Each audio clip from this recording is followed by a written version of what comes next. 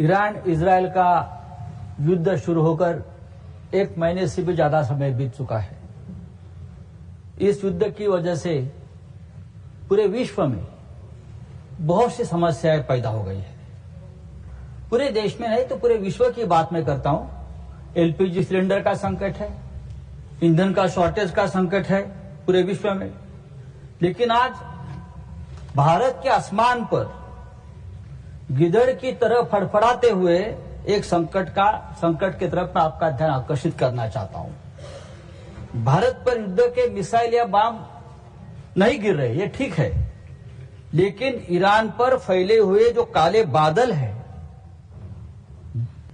Black dark clouds है, वो हमारे लिए बम के बराबर खतरनाक साबित होने वाले हैं। ये काले बादल भारत की सुरक्षा, स्वास्थ्य, अर्थव्यवस्था के लिए खतरनाक बन सकते हैं।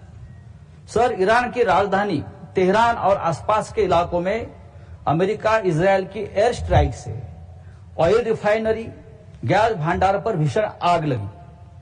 उससे जो काला धुआं आसमान में उठ रहा है, ये धुआं जहरीला है। सल्फर, नाइट्रोजन ऑक्साइड और अन्य केमिकल से भरा हुआ है। तेहरान के लोग सांस लेने में असमर्थ है। काली बारिश यानी ब्लैक रेन कुछ जगह पर बरस रही है और ये जहर की तरह है। WHO ने भी चेतावनी दी है कि यह स्वास्थ्य के लिए घातक है। ये सब ईरान की समस्या नहीं है। जो ग्लोबल वार्मिंग है उसका रूप जो है, ये जहरीली प्रदूषण भारत में भी फैल सकता है। जो एक्सपर्ट है, वो एक्सपर्ट्स की वार्निंग है कि गुजरात, राजस्थान, पंजाब और हमारे और पश्चिमी राज्यों में इसका असर पड़ सकता है।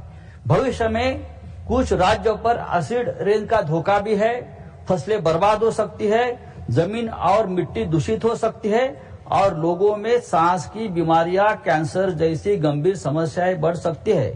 चेयरमैन सर, मध्य पूर्व में चल रहा युद्ध अब सिर्फ क्षेत्रीय नहीं रहा, यह वैश्विक पर्यावरण और स्वास्थ्य संकट बन चुका है। भारत जैसे देश पहले से ही आर्थिक झटके झेल रहा है, लेकिन अब इस संकट से स्वास्थ्य का भी सवाल बन गया है। मैं सरकार से मांग करता हूं, तुरंत एक एनवायरमेंट एक्सपर्ट्स की टीम बनाकर इस प्रदूषण को भारत पर संभावित प्रभाव का आकलन करना चाहिए। पश्चिमी राज्यों में एयर क्वालिटी मॉनिटरिंग बढ़ानी चाहिए, अलर्ट सिस्टम तैयार रखना चाहिए और अंतर्राष्ट्रीय मंच पर इस एनवायरमेंट आपदा के खिलाफ आवाज उठाना चाहिए ताकि युद्ध जल्द समाप्त हो।